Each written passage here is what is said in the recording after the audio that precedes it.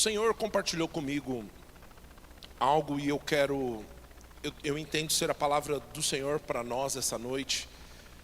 Eu entendo que essa palavra pode ser uma resposta dele para os nossos corações.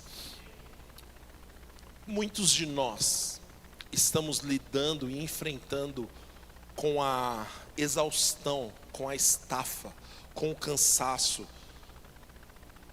E isso vem de um lugar de não entendermos a maneira certa de descansar, a maneira de Deus enxergar o descanso. E eu quero conversar sobre isso com você, amém? Você consegue abrir o seu coração para receber de Deus?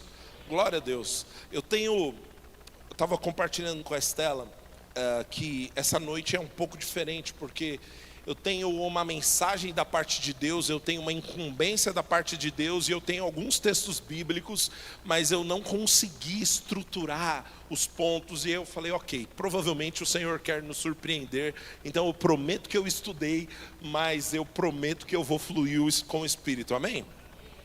Glória a Deus. Mateus 11, versículo 28, vamos orar. Senhor, obrigado. Obrigado, Senhor, pela unção que está disponível. Obrigado por graça para falar sobre os meus irmãos, graça para receber. Nós te obedecemos, Senhor, e temos o nosso prazer e a nossa alegria na obediência, Senhor.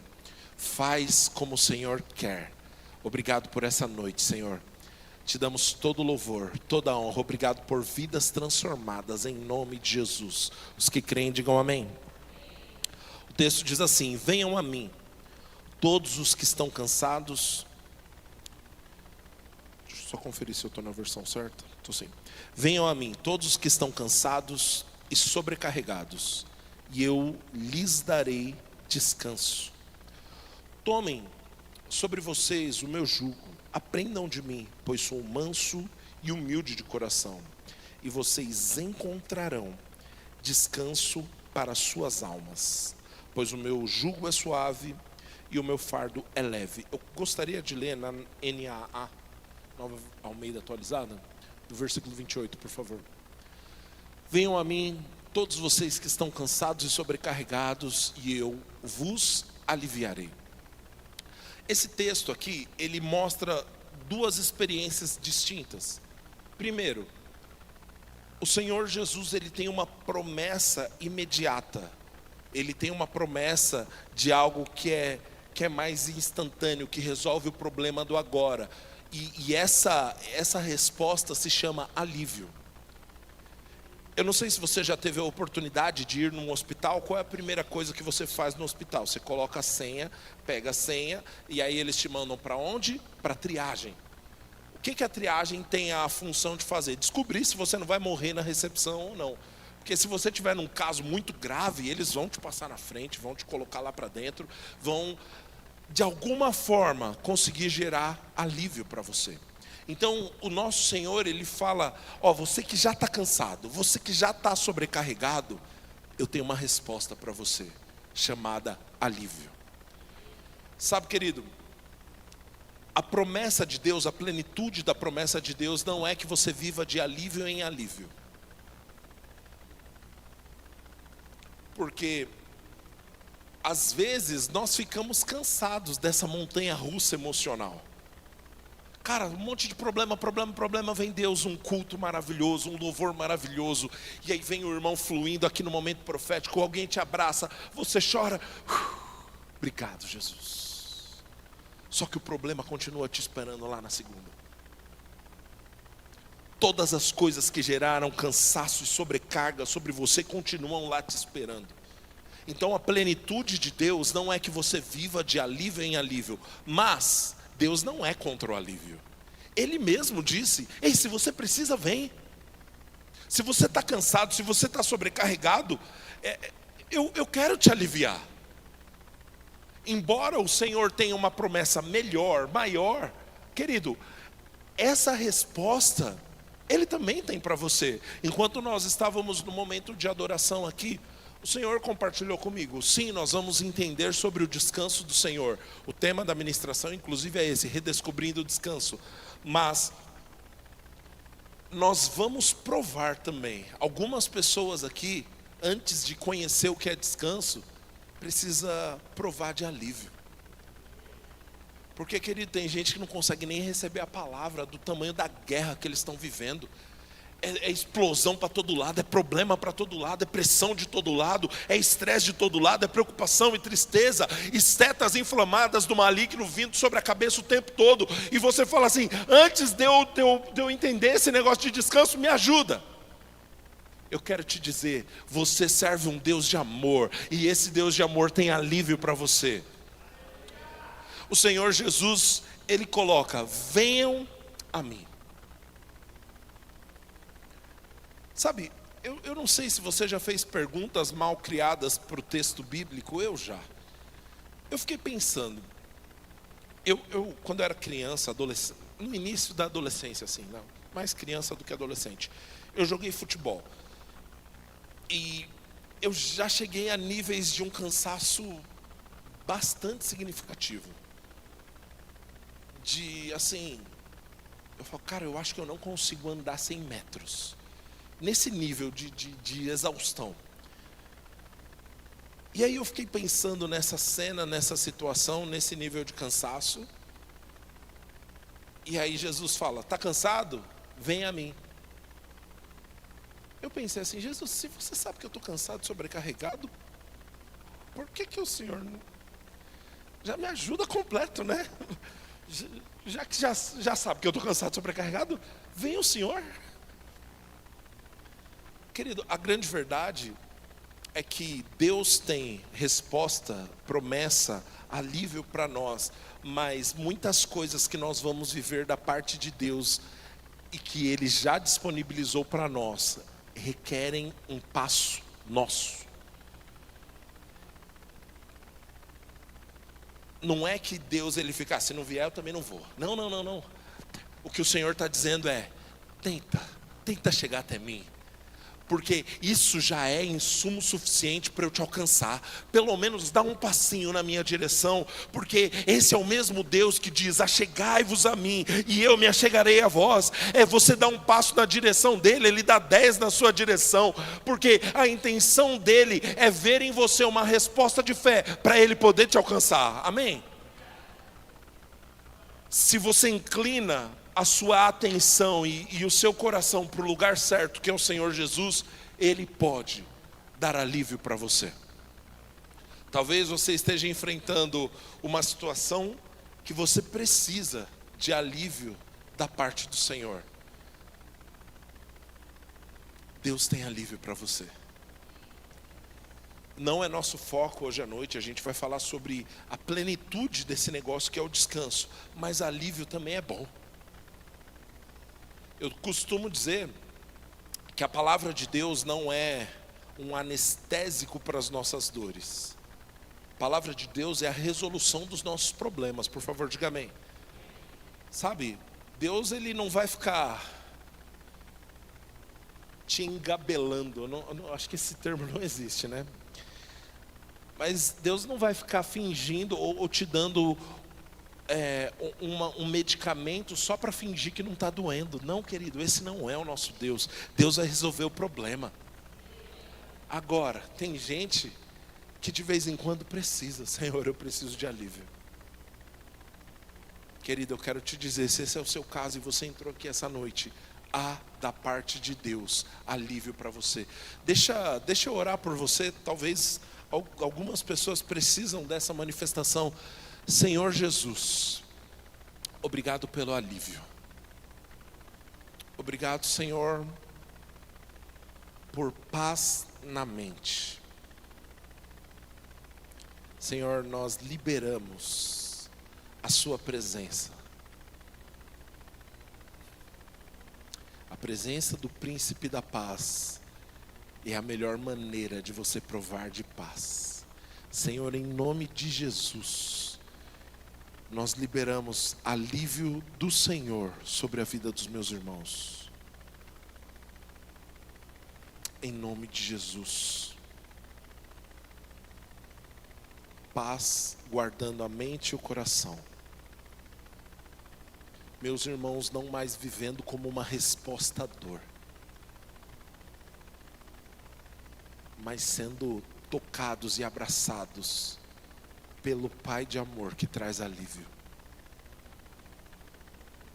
Em nome de Jesus. Em nome de Jesus. Aleluia. Glória a Deus. Glória a Deus. Deus tem alívio para nós. Mas o texto continua. Jesus diz lá no versículo 29: tomem sobre vocês o meu jugo e aprendam de mim, porque eu sou manso e humilde de coração, e vocês encontrarão descanso para a alma.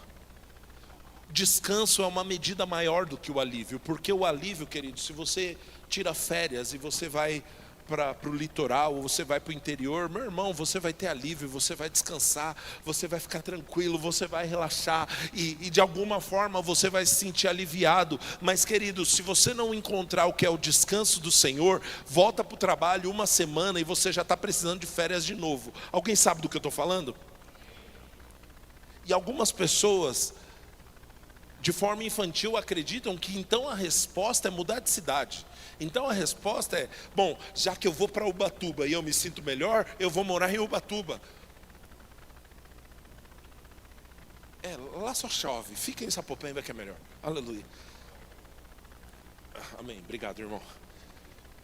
Então, já que num ambiente geográfico eu provei de alívio, mas, meu irmão, se você mudar para lá, os seus problemas vão mudar com você. Sabe, querido, eu tenho uma notícia ruim para te dar. Onde você está, você está. Então, se você não resolver os seus problemas, onde você chegar, você vai levar os seus problemas. O caminho certo não é viver de alívio em alívio. Não é viver, não, então beleza, já que eu fui para a praia, eu tive um alívio, agora se eu for para como chama na América do Norte, da América Central ali? Caribe. Se eu for para o Caribe, aí eu vou ter mais alívio.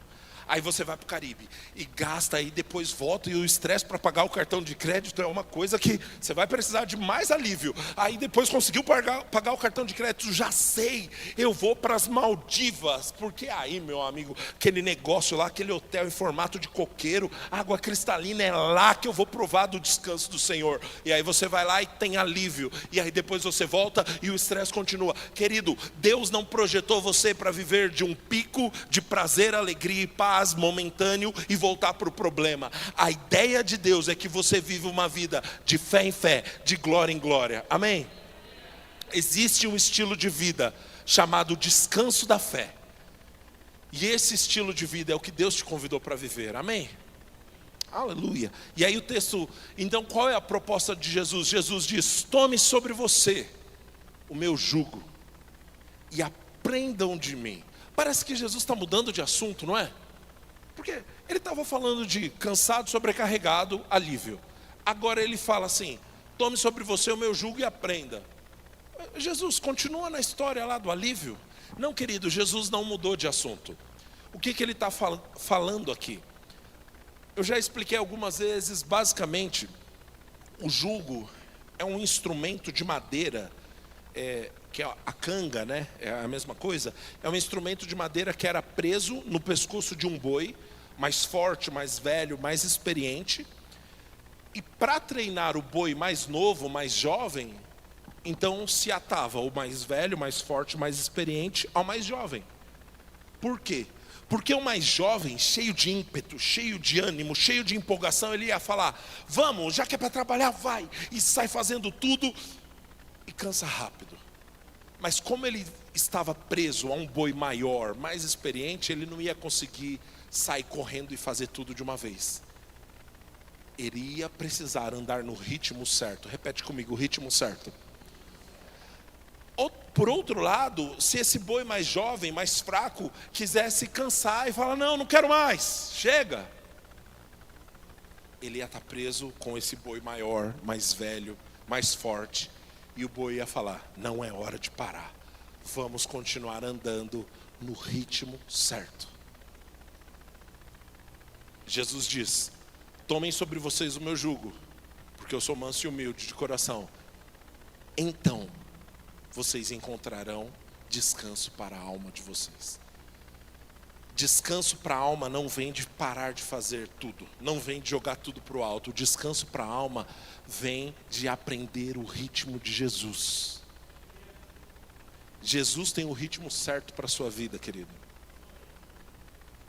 Aprender o ritmo dele é a única maneira de você viver esse estilo de vida de descanso.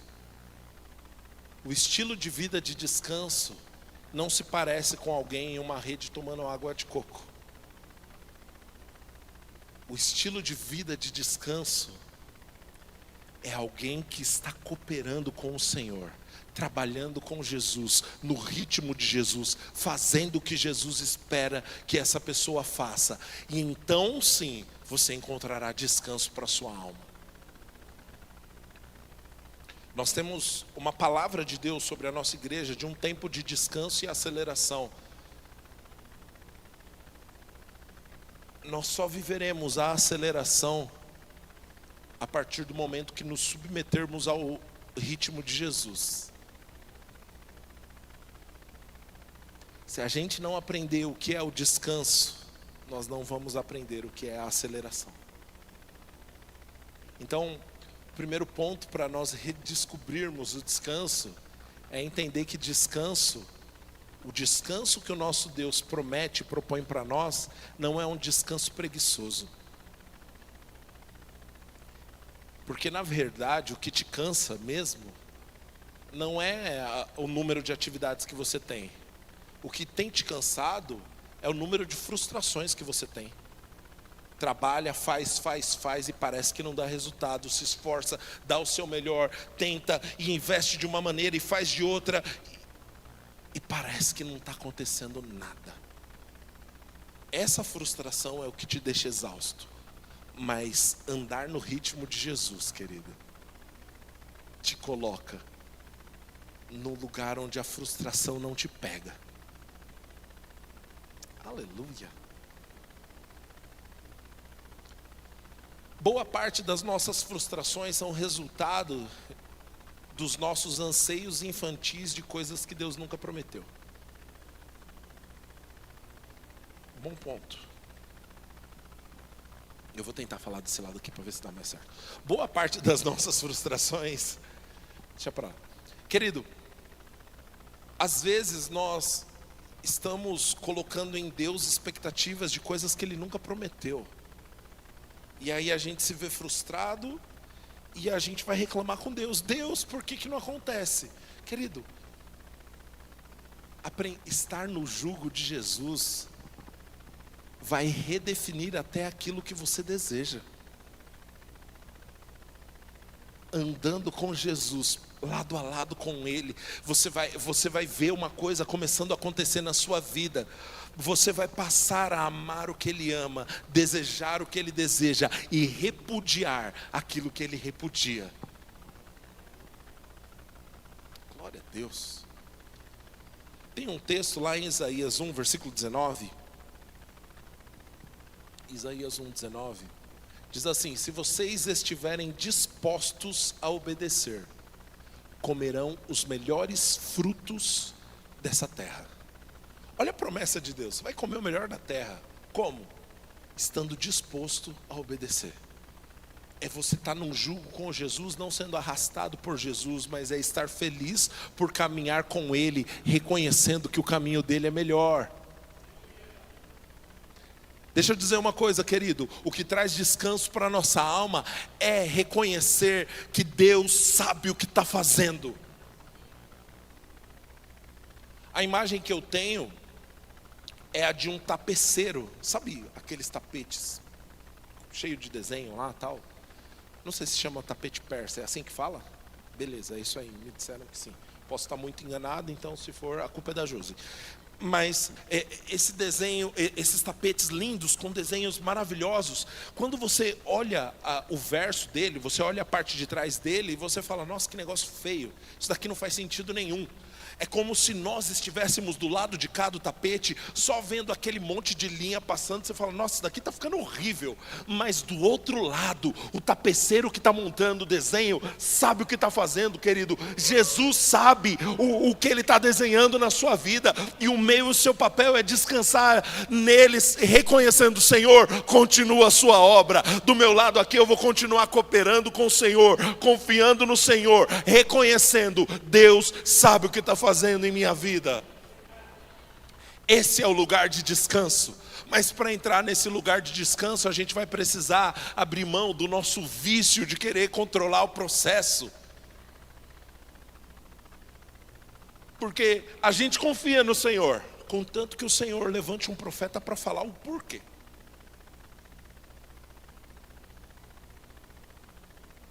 Até quando a gente vai deixar os nossos porquês se tornarem a barreira entre o que Deus prometeu e a nossa vida?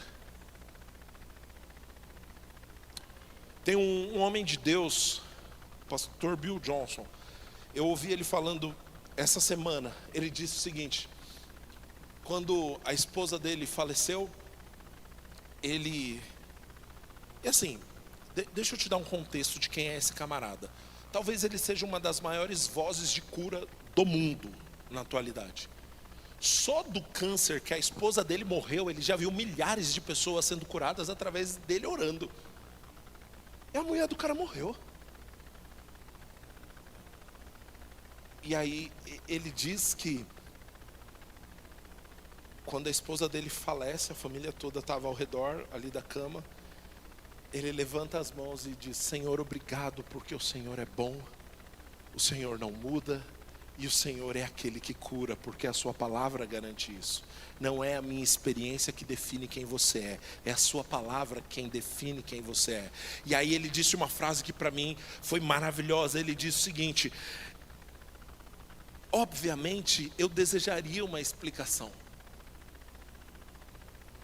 Eu queria, né? Senhor, por que eu orei tantas vezes por cura de câncer nessa área e as pessoas foram curadas, e quando é a vez da minha esposa, aquela que está há 40 anos no ministério comigo, ela que orou junto pelas outras pessoas, ela morreu dessa? E aí ele disse: mas eu entendi da parte do Senhor que a explicação não resolve a dor, a presença dele resolve a dor. Às vezes a gente está falando: Senhor, por quê? E o porquê não resolve a dor. Mas o que resolve a dor é o abraço do papai dizendo: eu estou contigo. Aleluia. Ainda que ele não explique, querido, a consciência de que Deus está conosco é suficiente para nós. Esse é o lugar de descanso. Senhor, você não precisa me explicar o processo, mas eu me lanço no seu processo, porque eu sei que o Senhor sabe o que está fazendo, porque eu confio que o Senhor tem o caminho melhor, porque eu confio que o Senhor tem a direção certa. Então eu confio e ando com o Senhor, num jugo com Jesus, e aí eu encontro descanso para a alma. Aleluia. A Bíblia diz no Salmo 127, versículo 1: você está recebendo algo bom hoje? Eu estou me habituando a falar hoje, porque agora tem os cultos de manhã de vez em quando, né? Aleluia. Se o Senhor não for o construtor da casa, inútil será o trabalho dos construtores. Olha que coisa maravilhosa. Aleluia.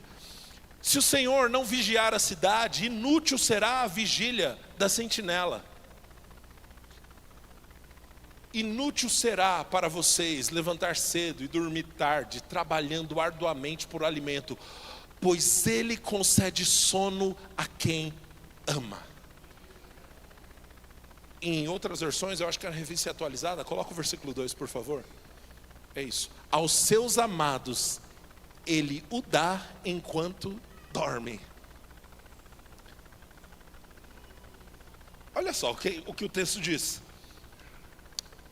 Em vão trabalha os edificadores, se não for o Senhor que está edificando. Em vão trabalham os sentinelas, ou seja, os vigias, se não for o Senhor quem vigia. E aí ele diz: em vão, será inútil acordar cedo, dormir tarde, trabalhar arduamente. Por quê? Porque aos seus amados Deus dá enquanto dorme. Perceba a palavra amados. O que nos faz entrar nesse lugar de descanso no Senhor é a consciência de quão amado nós somos. É a consciência de que Ele nos ama, querido. Então eu posso descansar, eu posso dormir, eu posso reconhecer que o meu Senhor sabe o que está fazendo. Aleluia! E eu posso cooperar com Ele. É inútil trabalhar quando não é Deus que está fazendo, mas quando é Deus que está fazendo, pode arregaçar as mangas e ir para cima, meu irmão, porque no meio do trabalho haverá descanso, porque no meio da labuta haverá graça do Senhor. Deus é aquele que renova as forças, Deus é aquele que restaura o vigor, Deus é aquele que levanta aquele que está caído. Meu irmão, se é Deus que está construindo, se lança nesse trabalho, porque Deus sabe como renovar as suas forças. Aleluia, glória a Deus. Você sabe, eu cresci na Igreja Batista, e tinha uma música que a gente cantava desde criança, e é uma música do inário deles, que diz: no serviço do meu rei eu sou feliz, vitorioso e abençoado. Oh, coisa boa. Sabe, querido, quando a gente reconhece a quem a gente está servindo, o cansaço, a exaustão não tem lugar mais no nosso coração, porque nós estamos cooperando com Ele. Descanso no Senhor não vem de largar tudo, mudar para uma praia, comprar uma rede preguiçosa para deitar à sua volta a sinfonia de pardais cantando para a majestade do sabiá. Não, meu irmão, descanso para a alma vem de fazer aquilo que Deus já está fazendo. Sabe qual é a coisa mais frustrante? Se o pastor Dedé quisesse edificar uma igreja em Sapopemba, quando não fosse Deus querendo edificar. Mas, meu irmão, se é Deus que está trabalhando no negócio, aleluia, a gente só vai surfar a onda junto com Ele, porque Ele que começou o trabalho, a gente só está cooperando com Ele. De Deus nós somos cooperadores, Ele faz e a gente coopera, aleluia. Isaías 40, versículo 31, eu acho, é isso. Mas os que esperam, ou eu expliquei isso, eu acho que domingo passado, ou terça passada, e aqui esperar é colocar a sua esperança no Senhor, amém? Mas aqueles que esperam, ou confiam, ou colocam a sua esperança no Senhor, renovam as suas forças. Diga, está falando comigo? Sobem com asas como águias, correm e não se cansam, caminham e não se fatigam. Pergunta: onde nesse texto está dizendo que os que esperam no Senhor arrumam uma rede para ficar deitadinho? Deitado eternamente em um berço esplêndido. Não. Os que confiam no Senhor, os que estão esperando no Senhor, estão fazendo três coisas: voando, correndo e andando, mas parado não estão. Porque estão num jugo com o Senhor. E conforme eu caminho com o meu Senhor, conforme eu ando com o meu Senhor, eu vou aprendendo o ritmo do meu Senhor, e eu vou melhorando. E aí o meu Senhor diz: agora é hora de parar, e eu paro. E aí o meu Senhor diz: agora é hora de acelerar, e eu acelero. Mas quem determina o ritmo não sou eu. Tem muita gente frustrada, querido, porque eles mesmos querem determinar qual é o ritmo. Desculpa, não quero ser agressivo com você. Você não tem capacidade o suficiente para dizer qual é o ritmo certo. Eu não tenho. O meu e o seu papel é abrir mão desse vício de querer controlar as coisas e dizer: Senhor, eu confio.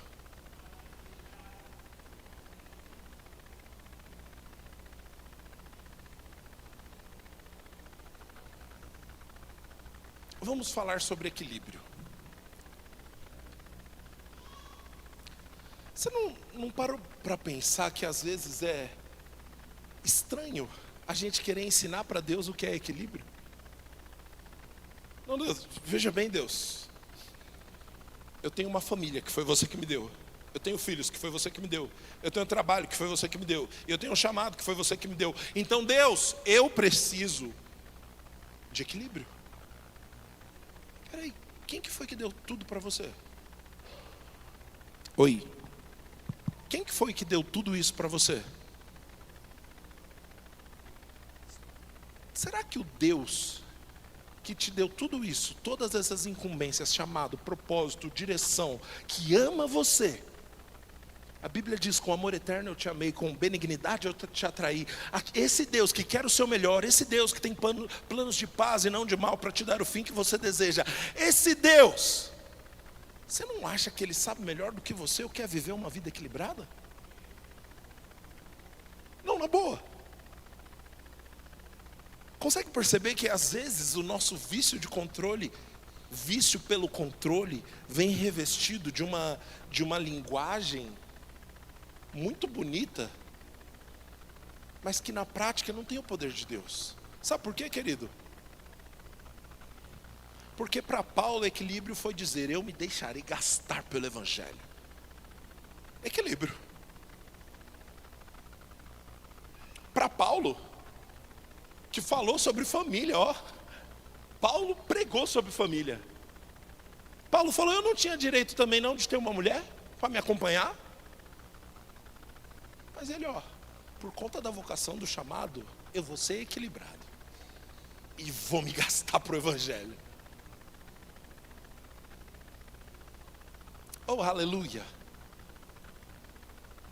Querido, eu sei, né, que esse assunto não é gostoso ouvir. Mas é isso, meu irmão. Se você deixar Deus definir o que é equilíbrio para você, você vai errar menos.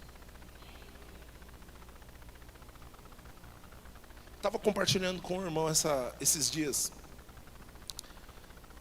No ano de 2013, eu estava fazendo escola de ministros. Eu era líder de adolescentes, né? E o nosso departamento de adolescentes era relativamente grande. E aconteceu que naquele ano, meu irmão e mais 3 dos meus melhores amigos, a galera que eu andava junto, casaram. Eu nem namorava. Eu vivia cercado de um bando de adolescentes. E Deus tinha me avisado. Ele falou: André, esse ano vai ser um ano muito sozinho para você. Eu falei: misericórdia, essa palavra não deve vir de Deus não. Está repreendido. E querido, como era ruim. A gente tinha uma galera, assim, um grupo de jovens muito grande. E a gente fazia muita coisa juntos. Só que agora, do nada, acabava o culto. Todos os recém-casados iam viver sua vida. Eu, do lado de um bando de adolescentes. E eu, vou para casa. Muito frustrante. E algumas vezes eu perguntei para o Senhor: Senhor, isso aqui está errado. Eu tenho que investir na minha própria vida. Eu acho que eu tinha uns 24, 25 anos. Senhor, todo mundo cuidou da sua vida, casou, foi viver, eu estou aqui. E eu ouvindo do Senhor: mais intensidade, mais intensidade, mais intensidade. Não foi bom, querido. Mas foi a coisa certa. Consegue perceber? Não foi prazeroso viver aquele processo, mas foi a coisa certa. Graças a Deus, no final daquele ano eu comecei a conversar com a Estela, e a minha vitória tem sabor de mel, aleluia. Mas o fato é que aquilo que foi forjado em mim, em meu caráter aquele ano, me habilita para ser ministro da palavra hoje. Eu louvo a Deus pelos todos esses amigos que eu citei, cada um deles está vivendo seu chamado no lugar onde o Senhor os chamou para viver. Mas Deus precisava de mim, de uma intensidade diferente, porque Deus já sabia o que Ele ia me usar para fazer. Então, se Deus pede de você uma intensidade diferente, confia, meu irmão, você não julga com Ele, vai encontrar descanso no caminho. Aleluia. Deixa Deus ditar o ritmo. E você vai encontrar descanso para a alma. Glória a Deus. Tem um texto que está muito forte no meu coração. Está lá em Hebreus 4. Eu acho que é o versículo 8.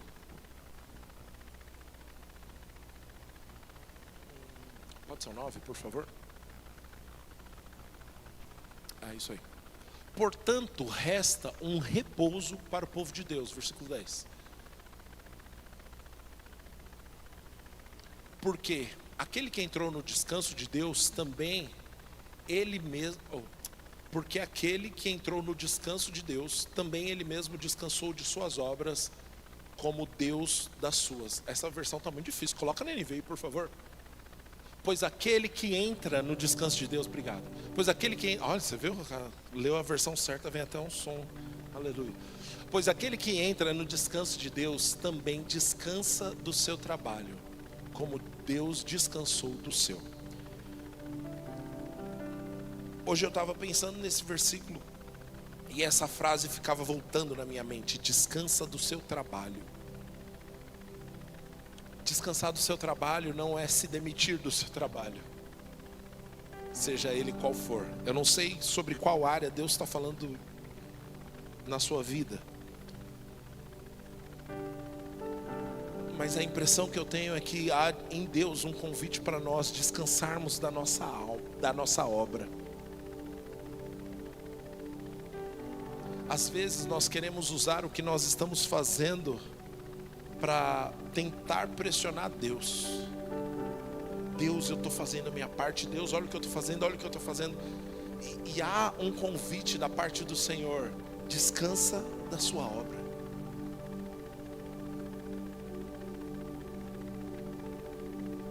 Aleluia. É simplesmente, querido, dizer: Senhor, eu vou fazer o que o Senhor quer que eu faça.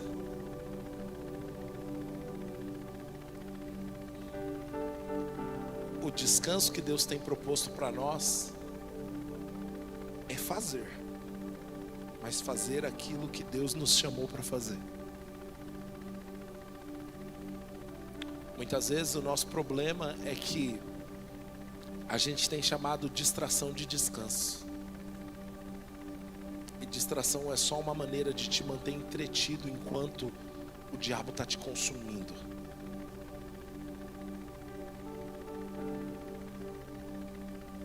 Deus está nos convidando para um lugar de descanso. Jeremias 17, versículo 5 diz assim: assim diz o Senhor, maldito o homem que confia nos homens.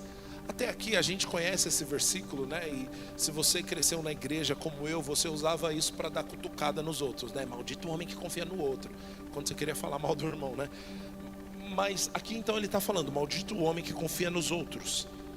Isso às vezes nos deixa exaustos, esperando do outro aquilo que só Deus pode dar. Querido, quando você conhece quem é o seu Senhor, você para de contar que as pessoas vão te dar aquilo que só Deus poderia te dar. Confia no Senhor. O texto continua: maldito aquele que confia nos homens. E aí diz que faz da humanidade mortal a sua força. Eu entendo aqui que ele não está mais falando sobre confiar em outras pessoas, mas quando ele diz a humanidade mortal, sua própria força, está falando da força do teu próprio braço. Deixa exausto confiar naquilo que você pode fazer. Querido, viver uma vida com base nas suas possibilidades é uma vida muito limitada. Deus tem um convite para nós, para vivermos com base nas possibilidades dEle, na força do braço dEle. A Bíblia vai dizer lá em Efésios: fortalecei-vos no Senhor e na força do seu poder. Existe uma força que é além da sua capacidade, é o Senhor. Esse é o lugar de descanso, quando a gente está contando com o braço forte do nosso Senhor.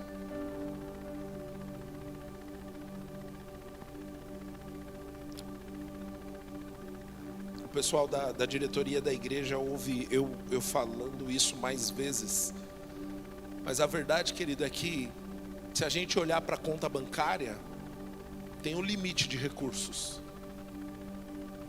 E aí a gente tem que tomar a decisão. A gente vai fazer a visão caber no nosso banco, ou a gente vai fazer a nossa conta crescer para comportar a visão? É uma decisão, meu irmão. Eu vou te falar, haja adrenalina. A gente numa época querendo poupar, e aí o Senhor fala comigo: então, daí traga Eliezer, Esdras, Neemias, Gabriel, a gente aumenta. E deu tudo certo, glória a Deus.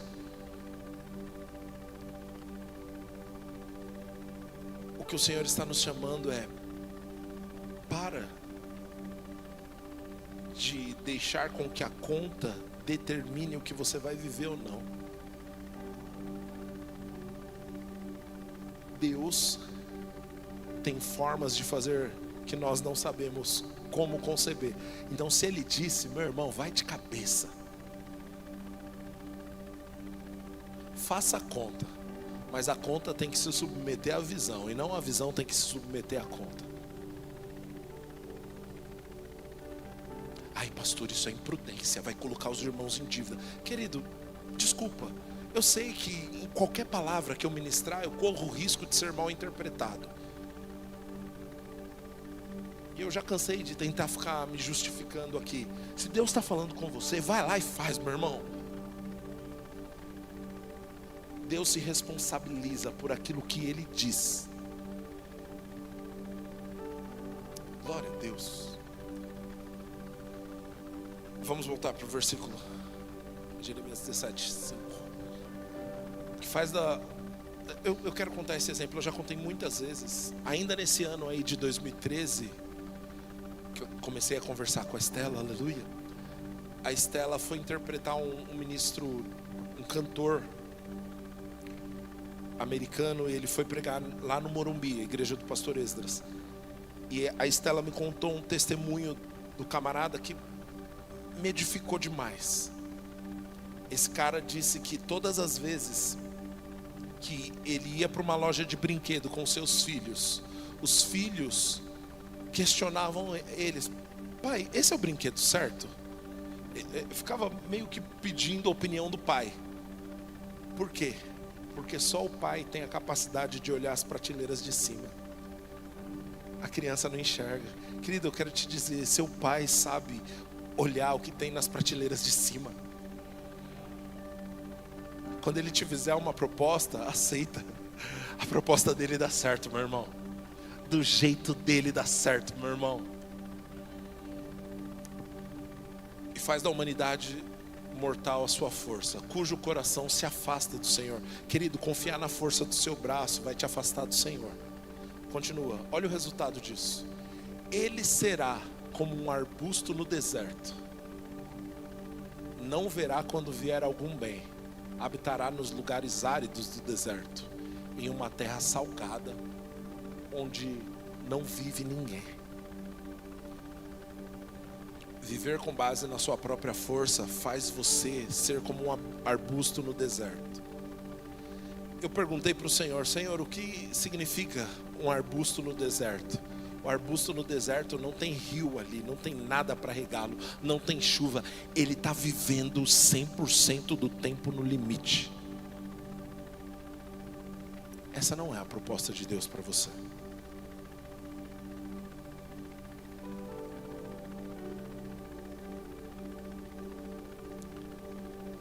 Ele vive num lugar árido, terra salgada, ninguém vive lá. Querido, não é a proposta de Deus para você. Qual é a proposta de Deus para você? Próximo versículo. Mas bendito o homem que confia no Senhor, aleluia, cuja confiança está nele. Consegue perceber? O lugar de descanso se chama confiança. Esse é um bom resumo para a ministração, né? O lugar de descanso se chama confiança.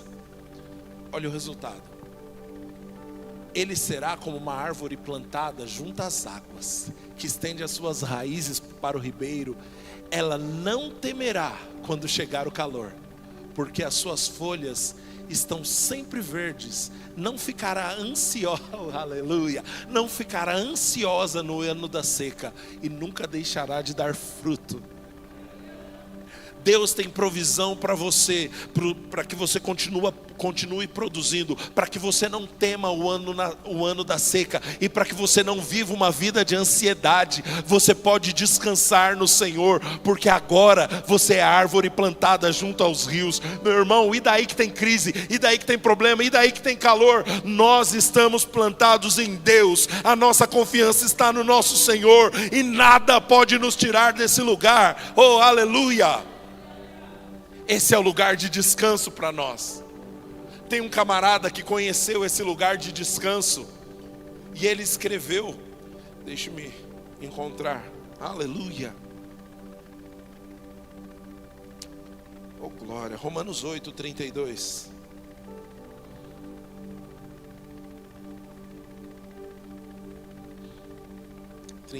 Por favor. Paulo encontrou o lugar de descanso. E ele disse: quem fará? Eu vou ler aqui, tá, Renzo? Quem fará alguma acusação contra os escolhidos de Deus? Está falando de você, meu irmão. É Deus quem os justifica. Quem os condenará? Foi Cristo Jesus que morreu e mais, que ressuscitou e está à direita de Deus e também intercede por nós. Quem nos separará do amor de Cristo? Será a tribulação? Ou a angústia? Ou a perseguição? Ou a fome? Ou a nudez? Ou o perigo? Ou a espada? Como está escrito: por amor de ti enfrentamos a morte todos os dias. Somos considerados como ovelhas ao matadouro, mas em todas estas coisas somos mais do que vencedores por meio daquele que nos amou. Querido, descanso é reconhecer: Deus me ama o suficiente para não me abandonar. Deus me ama o suficiente para garantir que tudo vai dar certo. Deus me ama o suficiente para aquilo que Ele falou, Ele cumprir. Aleluia. A Bíblia diz que a fé opera pelo amor. Quando você reconhece quão amado você é pelo Senhor, pela fé você entra no lugar de descanso. Pois estou convencido de que nem a morte, nem a vida, nem os anjos, nem os demônios, nem o presente, nem o futuro, ou quaisquer poderes, nem a altura, nem a profundidade, ou qualquer outra coisa na criação, será capaz de nos separar do amor de Deus que está em Cristo Jesus, nosso Senhor. Esse é o lugar de descanso. Não é fingir que não tem problema. É reconhecer, sim, tem problema. Mas esse problema não me separa do amor de Deus. Aleluia. Esse é o estilo de vida de descanso, querido. É o estilo de vida de quem reconhece que é amado. Quando eu fui procurar sobre o que significava aquele negócio de um arbusto no deserto, o dicionário Tyler diz que, na verdade foi um comentarista bíblico, diz que viver como um arbusto no deserto é viver como um sobrevivente. O sobrevivente, querido, que voltou da guerra, ele até tem aqui o brasão, a insígnia. Em alguns países ele é honrado como um herói de guerra. Mas ele vive demonstrando para todo mundo: tá vendo? Quase morri. Querido, você não precisa viver como um sobrevivente. A vida de um sobrevivente é muito sofrida. A vida que Deus tem proposta para nós é estar na sala de um pai de amor.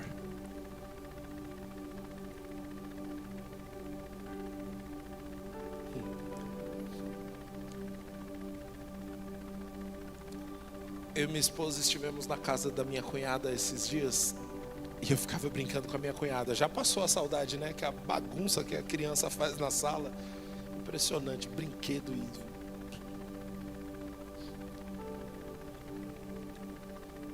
Porque lá em casa, a Catarina tem liberdade para brincar e bagunçar, e depois a gente arruma. Querido, o que eu quero dizer é que Deus não tem medo das suas bagunças. Você não precisa fingir perfeição para ver se o Pai te aceita.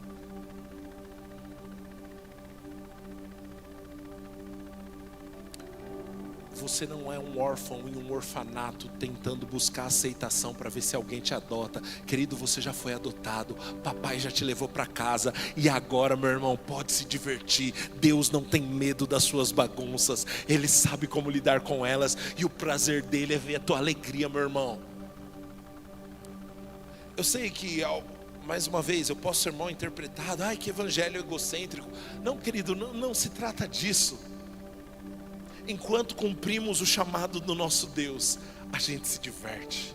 Enquanto cumprimos o propósito do nosso Deus, há descanso para nós. Enquanto cumprimos a visão de Deus aqui para essa terra, nós aproveitamos o processo, meu irmão. Nós não acreditamos numa teologia, numa escatologia escapista, que diz, não, então quando vier o céu, aí sim vai ser bom, porque na vida é só miséria. Querido, desculpa, eu não consigo olhar para o caráter do meu Deus e acreditar nisso.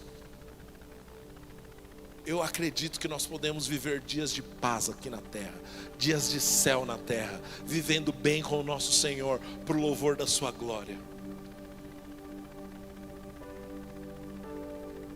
Eu entendo que essa é a proposta de Deus para nós. Aleluia. Esse é o descanso. Confiar no Senhor e saber que Ele está te conduzindo pelo caminho certo. Amém.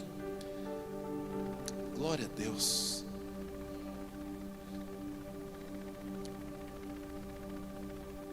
Você não está mais no orfanato. Você está na casa do Pai. Quando a gente reconhece, desculpa aí, tá usando o exemplo da minha filha, que eu só tenho uma filha mesmo, então. Mas eu acho impressionante a capacidade da minha filha de mudar de foco. Ela está brincando com uma coisa e milésimos de segundo depois ela abandonou e ela está com outra coisa, e com outra coisa, e com outra coisa. Sabe por quê? Porque ela sabe que ela está em casa. Ela não precisa segurar algo bom que aconteceu com ela, porque aquele algo bom está lá para ela. Eu sei que existem pessoas aqui que estão vivendo uma vida se sentindo como um deserto, como um arbusto no deserto, e quando finalmente, depois de 5 anos, acontece uma coisinha boa, aí você tem que segurar com unhas e dentes, porque senão, meu Deus, só depois de 5 anos algo bom vai acontecer de novo. Para! Você está na casa do Pai.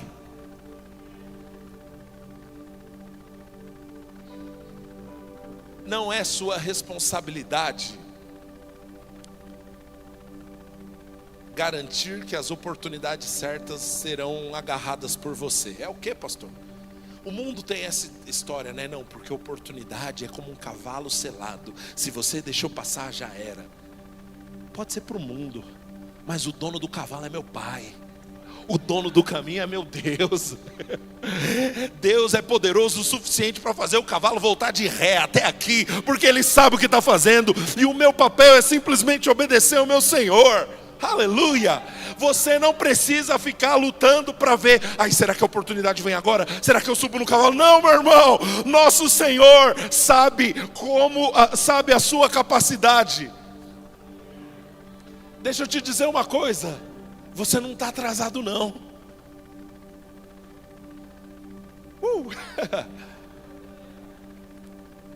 Esses dias eu estava mostrando para a Estela uma igreja que eu fiquei impressionado, maravilhosa, linda, uau, comemorando o aniversário de 2 anos. Meu amigo, olha essa igreja em 2 anos, sensacional.